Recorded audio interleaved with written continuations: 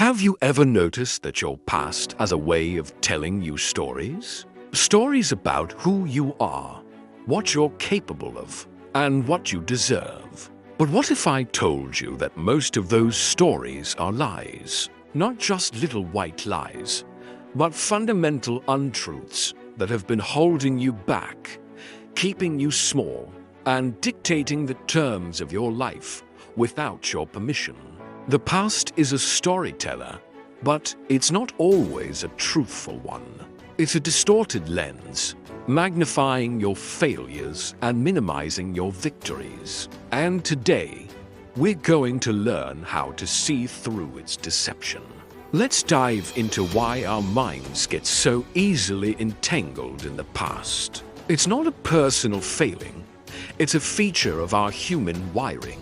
One of the biggest culprits is something called the negativity bias. Our brains are biologically designed to pay more attention to negative experiences than positive ones. Think about our ancestors. The one who remembered the rustling in the bushes where a predator lurked was more likely to survive than the one who only remembered the pretty flowers. This survival mechanism, so useful in the wild, becomes a liability in modern life. It means that one piece of criticism can outweigh 100 compliments. One failure can feel more defining than a dozen successes. Your mind isn't trying to hurt you. It's trying to protect you, but it's using an outdated program. Then there's the power of conditioning. Every time you replay a mistake in your mind, that awkward conversation, that failed project, that relationship that ended badly, you are reinforcing a neural pathway. You are teaching your brain that this memory is important, that it deserves a prime spot in your mental real estate. It becomes a habit, an automatic loop. You might be driving or trying to sleep, and suddenly, there it is again. The cringe, the shame, the regret. You've rehearsed this scene so many times that it feels more real, more present than the actual present moment. It's like having a movie of your worst moments on a constant, looping replay. And you've forgotten you have the remote control. We all have these mental movies. Maybe for you, it's the memory of a business that didn't make it. And now every new idea is met with the whisper, "Remember what happened last time.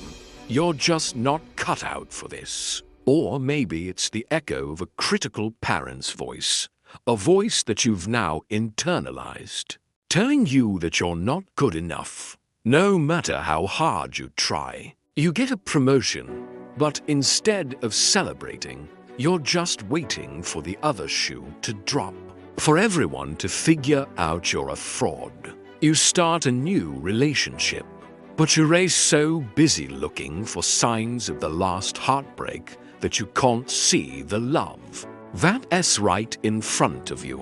These are not just memories, they are anchors, weighing you down in the harbor of yesterday, while the vast ocean of tomorrow waits for you to set sail.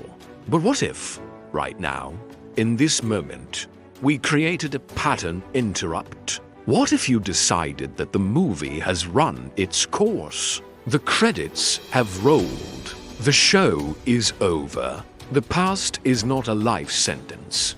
It's a reference library. You can visit it to learn, but you don't have to live there. The most powerful realization you can have is that your past identity was built on old data.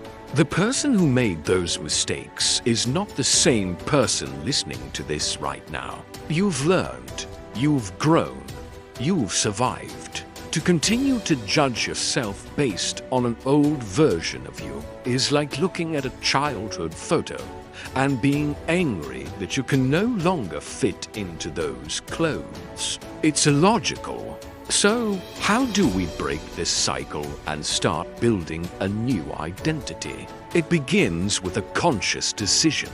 The first step is to practice mindfulness. and separation.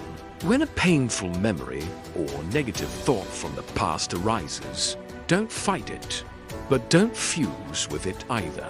Acknowledge it like a cloud passing in the sky. Say to yourself, "Oh, there's that old story again, the I'm not good enough story." By naming it, you create distance. You are not the story. You are the one observing the story. This simple act of separation shifts you from being a character in the drama to being the audience. And as the audience, you can choose to walk out of the theater. The second step is to actively rewrite your narrative. Your brain learned the old story through repetition, so you can teach it a new one the same way. This is about collecting evidence to the contrary. Start a journal, or even just a note on your phone. Every single day, write down one thing you did that contradicts your old, negative self-story. Did you feel anxious but spoke up in the meeting anyway? Write it down. Evidence of courage. Did you want to procrastinate but finished a small task? Write it down. Evidence of discipline. Did someone give you a compliment and you simply said thank you instead of deflecting it? Write it down. Evidence of self-worth. You are literally building a case file for your new identity, providing your brain with fresh, updated data that proves the old stories are obsolete. Third, and this is crucial, you must act as if. Your identity isn't just formed by your thoughts. It's forged in your actions. Who is the person you want to become? What does that person do on a daily basis? A confident person doesn't wait to feel confident before they act. They act, and the feeling of confidence follows. A disciplined person doesn't wait for motivation. They take action, and that action builds momentum. So, start small. If your future self is healthy, go for a 10-minute walk today. If your future self is a reader, read one page tonight. These are not just small actions. They are votes for your new identity. Each action is a declaration. This is who I am now. You don't have to make a giant leap. You just have to take the next right step, consistently. And finally, let's talk about your VIP ending. This is where you step fully into your power. Your future is not something you find. It is something you build. It's a blank page, not a pre-written script. The past has no power over you unless you give it power. It cannot reach into your present moment and control your decisions. Only you can do that. Every sunrise is an invitation to start anew. Every breath is an opportunity to choose differently. So, I invite you to do this with me. Close your eyes if you can, or just take a deep breath. Imagine the old stories, the old labels, the old pains as heavy chains around you. Now, see yourself picking up a key. This key is your choice, your decision, right now, to let go. Feel the weight of those chains as you unlock them. Hear them fall to the ground with a deafening crash. And as they fall away, feel the lightness, the freedom. That is your truth. You are the author of your story. The past was just the preface, a mere introduction. The most exciting chapters are yet to be written. Don't let the ghosts of yesterday scare you away from the dawn of tomorrow. Your potential is not behind you. It is always in front of you, waiting to be unleashed. The world needs the person you are becoming. So go forward, be bold, be brave, and write a story worthy of you.